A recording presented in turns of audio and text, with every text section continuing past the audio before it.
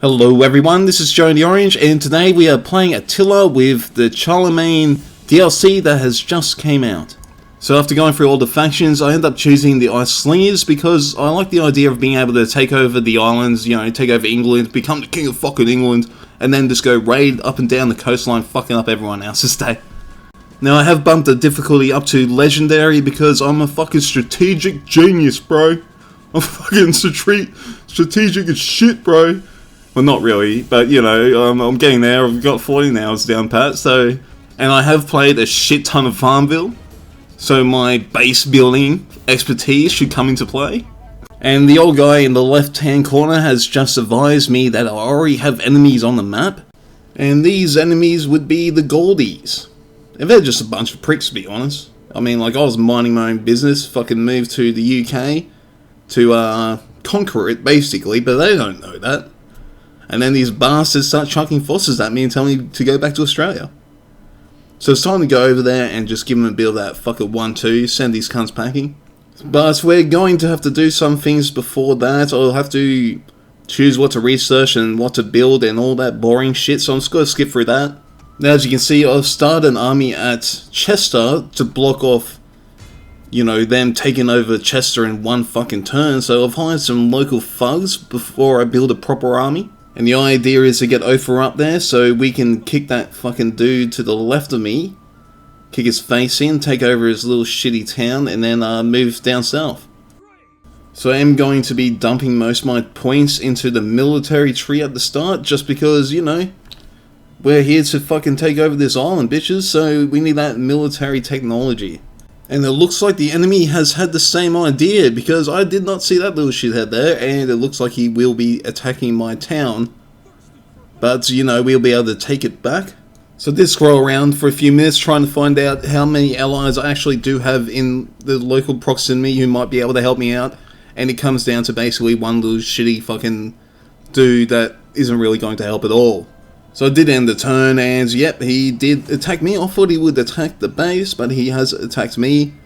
And it looks like it's going to be a close smash, so I will have to fight this one manually, I guess, not auto. But looking at the match, it looks like I should easily win it, just because he has 2 cav, and I have enough spears to protect my archers, and I have 2 sword units. So I should be able to win pretty easy. At least that's the way I think it would end up if this was arena, but of course this isn't arena, so who knows what the fuck could happen. And let's see how close arena does relate to Attila gameplay. Now with such few units, the strategy is going to be pretty simple. I'm just going to be placing my melee units on the front line, have my range go up and try to get some shots off before the combat starts, and that should be enough to win. It's pretty easy. Have my cav run around and clean up their archers, you know. General basic strategy. Maintaining a unit's courage and discipline in the heat of battle is dependent on their morale, a measure of pride and belief in their ability. Now I wasn't going to talk until this old guy had finished, but he fucking rambles on for ages, so fuck him. Okay, so the idea is I am moving my archers up just to shoot at their archers, just archer versus archer fire, while my other units move up to engage their melee, and once I get into melee I should easily win. And fuck me, this old guy is still talking. Will he ever shut the... Okay, there we go. He shut the fuck up. So I'm not too worried about my archers, even if they are way ahead of my infantry. I should still have enough time to run them back if they do send the cav for them. So I'm just sending them right up there, try to get this battle started. And if the cav do come, I might even be able to bait them into attacking my archers, and then my spears can come in and clean them up. And the good thing is, it looks like the AI is grouping his units all together in a little tiny area. Okay, here comes the fucking cav. They are sending the cav forward. So I'll move my melee units up very quickly here. And then I'll start dragging my archers back behind my spear units. And then if they okay, fuck me, he's actually caught me already. That's not too bad though, I have a spear unit nearby. If this was arena, that fucking archer unit would have been wiped off the face of this earth, so... There's something a bit different. Yeah, cav actually takes a fair while to kill an archer unit. And it looks like it's a disadvantage for him at the moment, as it has brought me enough time to surround his cav with with a spear and sword unit, and it has caused much more damage than he's managed to cause to my archers.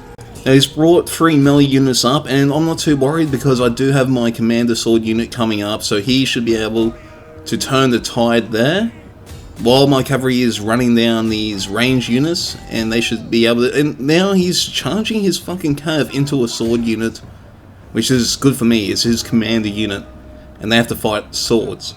It might have worked with a rear charge. I'm not sure how rear charges etc. work in this game though. And here comes my commander unit, and with that rear charge, so yeah, it should break. Their morale's already breaking, and then once I charge them in the rear, they should definitely break.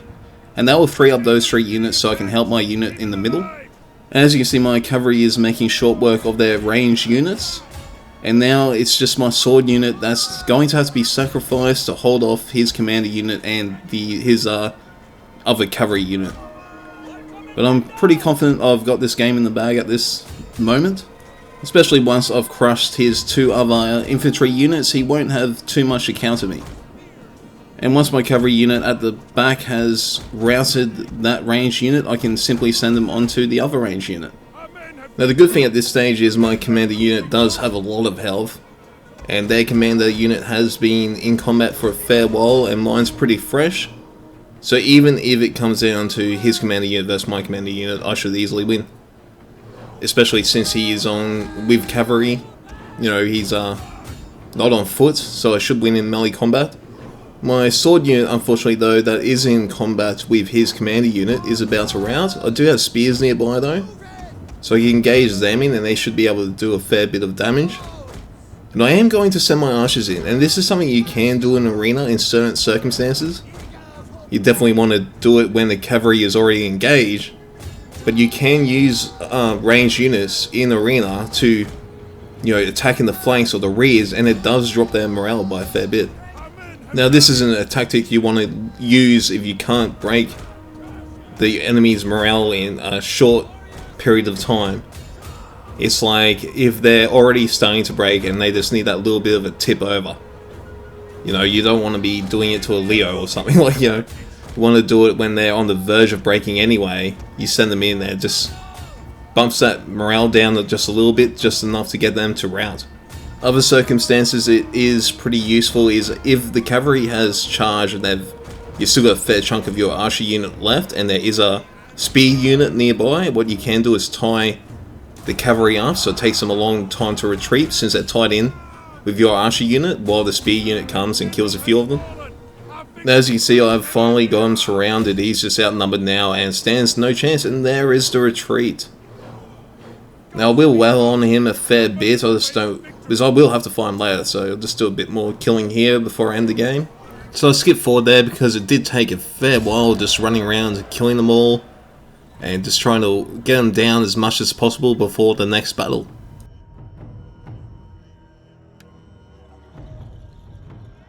Now with their army reduced to only 28 men, the next battle should be pretty fucking simple. Now it did say at the end there that it was a close victory, but I think I crushed those cunts, so screw you game, I fucked them up. And since this was on, I think, the first turn, it should be pretty simple to take his base now that I have crushed his army.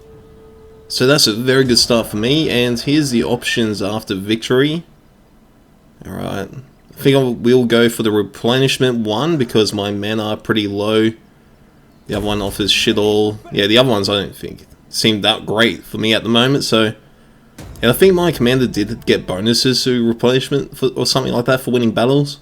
It does say here that we defeated a noble enemy. I don't know how noble the cunt was. I mean, he jumped the fence and fucking attacked me. Sure, I was going to go kill him later, but he didn't know that. And now the new quest has popped up, become the King of England. Well, that was the fucking goal of the game. That was my goal. I guess the game didn't know that. That was my plan, motherfucker. I'm gonna do that anyway. And I did give my family, or the guys that work for my family, a lot of positions, and I have no idea if you're meant to do that at the start of the game or not. I just clicked on the things and was like, that sounds good. But if you guys know something I don't, as in, because I noticed it knocks your power down or something, if that's really fucking bad, yeah, tell me, because I won't be playing this too much, so I will be able to see your responses before I make my next moves. At least most of them. Now I did get a level on my commander, and I did put all my points into cunning because it reduces the upkeep cost, and I want as much fucking money as I possibly can get, because I think I'll have to raise a big army with all these enemies already. And when you look at the map, I do have a clear advantage now that they have lost that fight, which I might not have had if they hadn't done such a stupid fucking move and attacked me when I'm going to visit my bros in Chester there. So now that that is the case, if I push the south base, and I should easily be able to capture that, if his allies move down south to back him up, I can take this town up north. So this has really pushed me ahead already here. I'm pretty fucking confident I can take this island. I just have to be wary about so I've played these games before, you know, the minute you start getting a bit of a fucking lead, every cunt starts attacking you. So I just have to watch out for that, because I have no armies covering any of my bases at the moment, and at any moment my so-called fucking ally, my one ally, who's right on my border, might go, oh shit, your shit's looking good in that town over there, oh, London's looking fucking nice and fresh, and they go and fuck it up. And that is why it's probably important to conquer these two enemies early, so that way I can go back and build a substantial force for any upcoming attacks. So I have recruited more units for my army up north in case they do try to take that base up there. Well, this army shall be just simply taking this castle here. And I'm not sure what the enemy is thinking here, because I do have enough force to at least stand a chance of winning. And now he is not going to be using his defensive structures, like his whole fucking castle. He's just going to attack in the open, which is fine by me. Now, I'm not sure if you guys want to see all these little battles, or you're more interested in the bigger ones later on. But, you know, at the start, I'm just playing I'm just going to show you guys every single battle. I could skip them if you wanted me to. But personally, I do enjoy these little skirmish battles. I have played some big ones. I did the, you know, just the one single match battles, and did some big battles, and yeah, they're pretty fun, but I still enjoy these little ones, kind of skirmish battles. Now, I did skip through until I got dry, because I want to be able to see where his units are at the start of the map, so I can get to his commander and possibly kill it before his reinforcements even arrive. That would be the best scenario, but he is cavalry with his commander, so there's a large possibility he will just run off and regroup with his reinforcements, and then this will be a very hard match. And this old fuck's been going on about civilians being able to join the fight. Now that's pretty damn interesting. I don't know what sort of form do they, it's like a little mob of them, or has this been in games before, like, you know, since Attila's came out, or is this something to do with the DLC?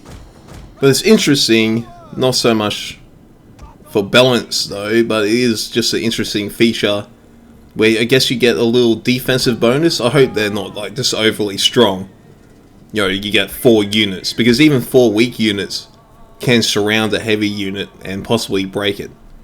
So far everything is going alright, because they are separated. I'm kind of in the middle of their army, which usually would be a bad thing, but in this situation it means that if his commander unit did try to run to them at this stage, I could block them off possibly with my cavalry unit. But it doesn't seem like he's moving at all, so I'm going to get my cavalry to go over to their ranged unit, engage that and kill as many as possible, and hopefully just delay that bit of their army. And their range is way ahead of their other units, so I should be able to kill a fair amount of them, and possibly even pull my horses out once the melee units get closer. And I'm just going to try and kill their commander unit as quick as possible, so when I do fight the main force of their army, they all have reduced morale. Unfortunately, it does look like he's going to go over and meet, you know, group up. Okay, maybe not. He's just standing there letting me shoot him. That's fucking good for me. I thought he might have been moving over to join the rest of the army. And yes, this is on very hard difficulty. It is on legendary for the campaign and very hard on for battles. You wouldn't know it because these cunts are so dumb, but you know, you can't expect much out of AI unless they just make him completely overpowered. You know, one unit can beat 10 of yours and shit like that. You can't expect too much from AI. But I would expect them to know not to stand there and let themselves get surrounded by spears. And he should pull out now and just run on. Okay. Alright then, okay, so battle 1, I guess. And the other interesting thing is my cavalry in the background there did die before the melee units even reached him. And I presume that is the javelin symbol.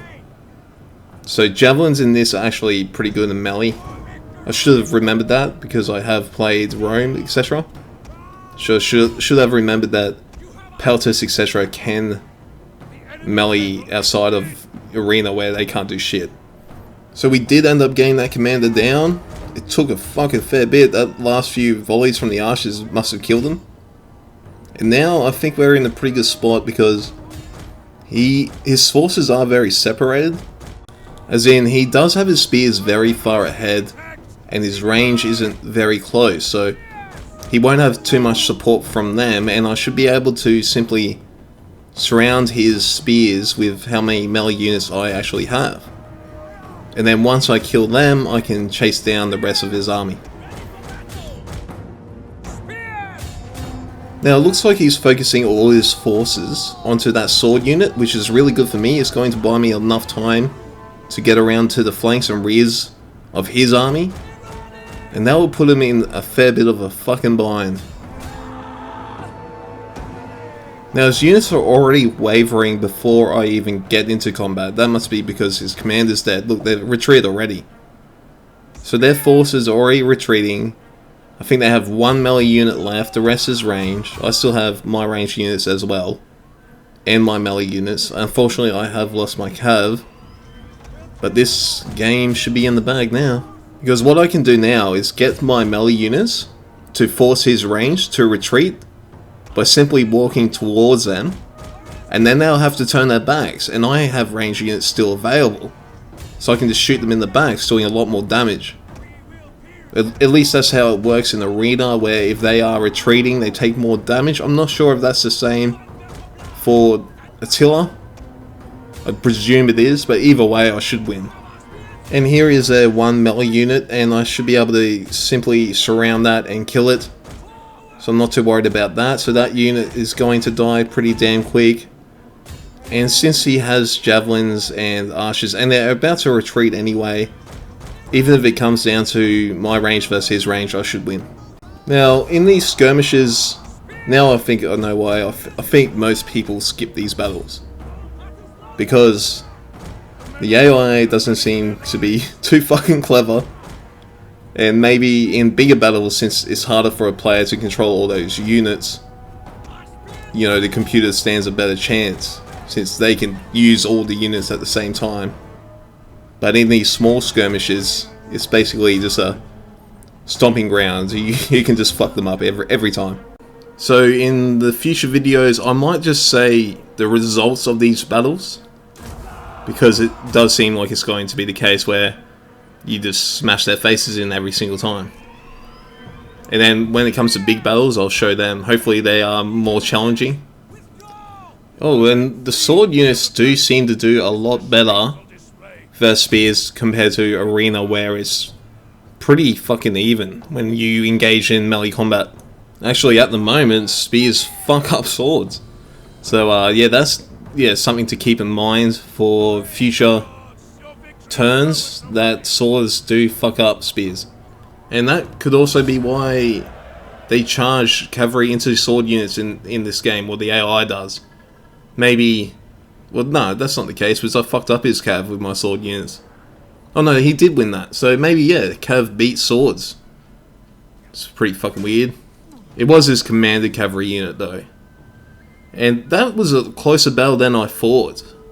You know, I got him to retreat early. Maybe, yeah, they were doing a lot of damage and their morale just broke.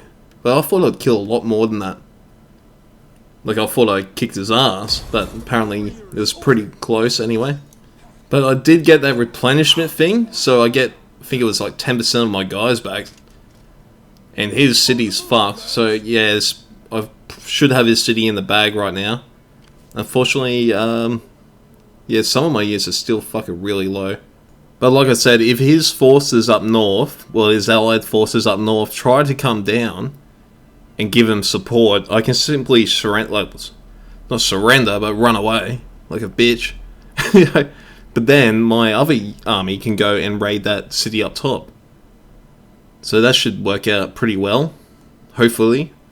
Unless, fucking, who knows, some cunt decides to betray me. And my other neighbors decide to fuck me up.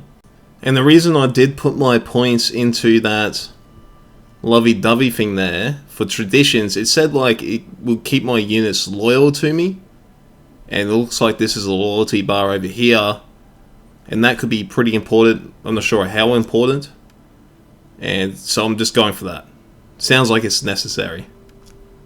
Possibly is the worst fucking ability in the game, but the other ones don't seem that great either, so they're not that much of a bonus. And now the only thing left to do is to go and fucking invade this base over here. And yep, I'll get some siege equipment. Yeah, that should...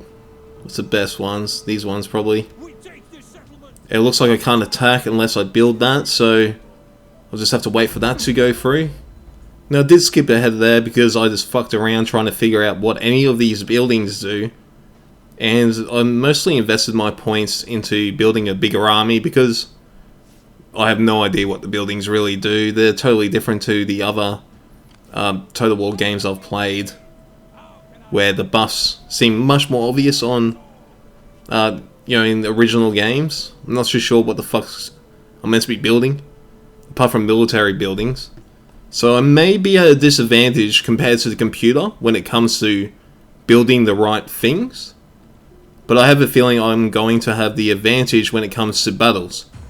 So it should keep the game challenging. I can't build for shit, and they can't fight for shit. But I think I'll end the video here for now, and I'll just let you guys decide. Do you guys want to see small battles? Do you want to see campaign movement? What aspects of this game are you guys interested in watching? Because I wouldn't even mind just fucking skipping straight to the battles every time. Goddamn campaign. Don't know what the fuck I'm doing. I'm sure that will all change though as I get more used to what I'm meant to be doing in the campaign as far as building goes. But until then, yeah, I hope you guys like this video. Please subscribe and thumbs up and all that good shit.